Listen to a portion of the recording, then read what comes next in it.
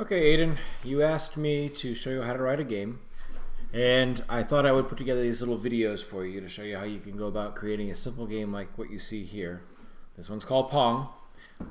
The idea why I'm doing the videos is that it's actually easier to learn off a video because you'll be able to pause it and go back and as you go forward, you'll be like, oh, I remember a little while ago in a previous video we did this, and how did I go about doing that? So it's a little easier than just having me show you and look over your shoulder and point things out. It's the way I've learned new things. It's better than looking at books, and it's better than actually just reading it online. But I can point you to new resources and give you a little more guidance this way. So what I'm going to do is I'm going to create a bunch of like 10-minute videos for you. We'll start with the simple and then get into the complex. And let me start here. So Pong actually is a great game if you want to learn how to write games because it has all of the basic stuff to it. It has a little artificial intelligence for the controller on the right hand side. Simple, but yet it shows you how to do that. It has animation. You got little boxes going across the screen, and it's a great framework that you could extend. This one is actually written by someone on YouTube, a German man. And it's missing some basic stuff, as you see. There's no scoring, and I guess you can't win. But he probably stole this from somebody else who stole it from somebody else because Pong, like I said, is one of the oldest games, and it's just a great learning game. So let's show you how to write this. What I am going to do is start with how do you even start to write the code. On our Windows machine, and we're doing this in Windows for anyone who actually is listening to this who isn't Aiden or Ethan or Ava, there is a text editor. All we need to do to write this game, which runs within a browser, is a text editor, because all of the code that actually is doing this Pong game right now is just straight text. Very simple stuff. So I installed an application called Notepad++. Notepad++ is great for writing HTML or even some other languages because it has a few of the modern features such as contextual help, syntax coloring, indentation, and it'll help you clean up the code. I'll show you what I mean by all of that, but it is definitely what you should be using. You don't have to. You could use Notepad or even Word, actually. You could do anything that can modify text, but we're going to use Notepad++. So go and open the file, the application. I have it open right here. And when you open it, you're going to be presented with a new document by default here. And what we're going to do to begin with is we're going to rename this file, actually save this file, and we're going to instead of calling it I think new one or something .text. I'm going to, I already have it here. Actually, I'm just going to delete this one I've been playing with previously. Believe it or not, this is the third time I've recorded this. I'm having a hard time with our hardware and software here, but this time it's going to work. So I'm going to call it HW, stands for Hello World, .html. Okay, so that's the extension we're going to use. Even though it's text, we're saving it as HTML. And let's save. Now, what HTML is, you've probably stumbled across this many times because you've seen it on the web, but HTML stands for Hypertext Markup Language. It is a formatting language as opposed to a programming language. Formatting means that the text within the document will tell any application that knows how to render HTML, it'll tell it how to render that HTML. Let me just show you an example here. So here we have our brand new HTML file, and I'm going to type in the words hello world. Can't spell it, but hello world. It is very customary to type hello world when you first start an application. Believe it or not, probably at least 80% of the applications you use probably start out this way, including Minecraft. Someone typed the words hello world somewhere. And I saved this. Okay, hit the save button. You'll notice that now it's gray, meaning that has been saved. And now I want to open this HTML document within Chrome, within this browser. Use Chrome. Chrome actually is the best probably the best browser we have out there today.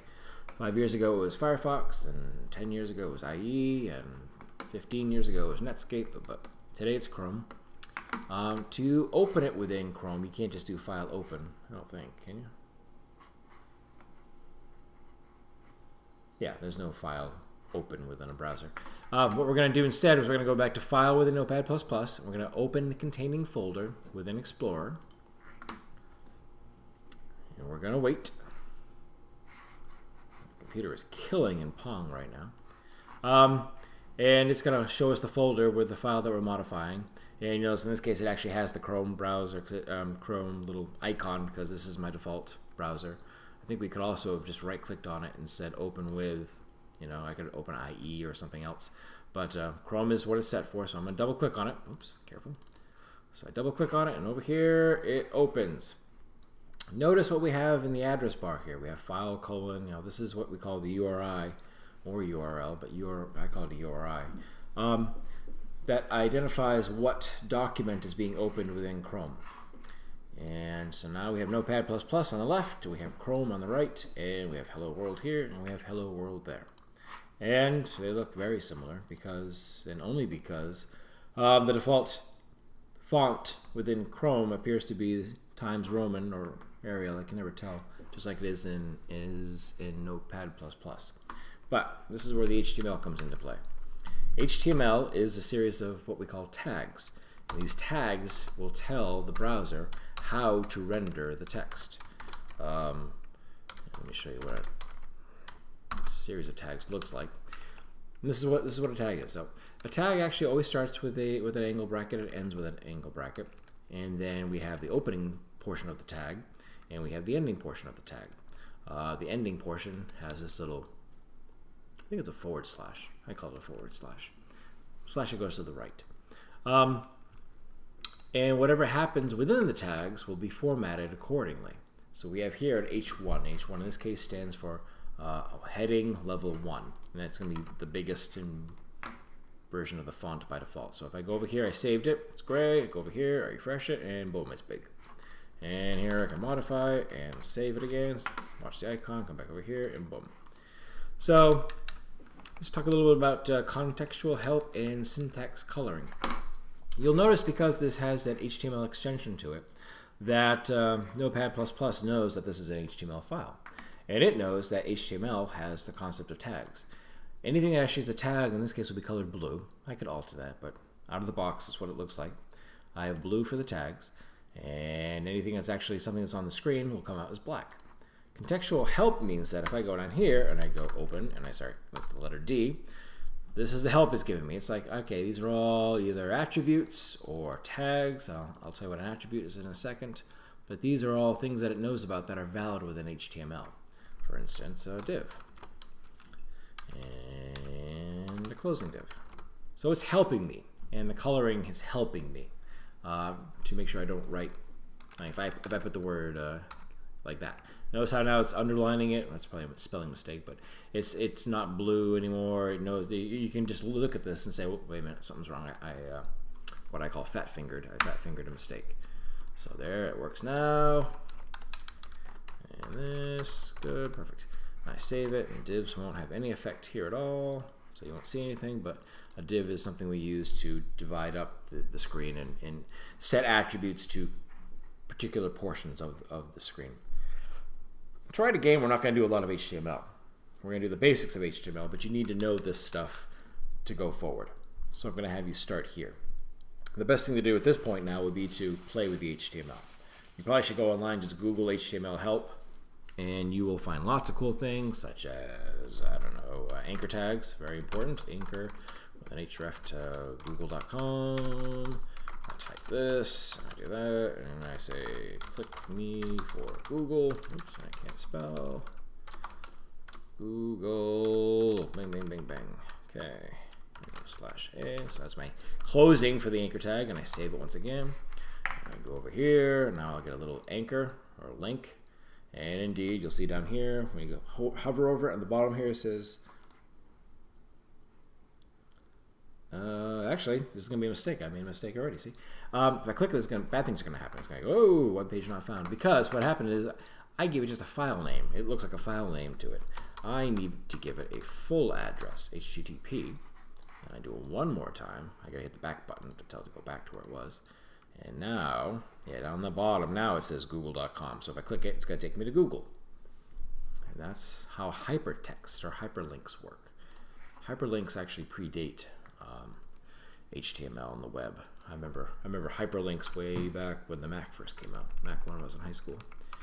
So you want to play with this kind of thing. You want to play with this. You know, we can do images. Images are always fun too. Source equals. I think I just saw. I happen to have an image. I'll show you in a second. In the same folder as this HTML. There's something else I can show you. So I'll save this again. I'll refresh this. So here's the image. The image came from, if I go back to File, Open Containing Folder. You see, here's the file I had, but I also had this little delete PNG file sitting in the same folder. So that's where this delete PNG comes from. If I had done this, then I would have got an error. It's an invalid tag. So back to P. And refresh it again. P. Let's leave it at that. I think the best thing for you to do now would be to actually play with a little bit and play with the HTML, throw some tags in here, go online, go to Google, look up a bunch of other different tags, H2, H3, LIs, underlines, B, there's B for bold, there's breaks and paragraphs and inputs and forms. You probably want to start getting just a handle of what kind of tags are available. And I'll pick it up from there in the next video.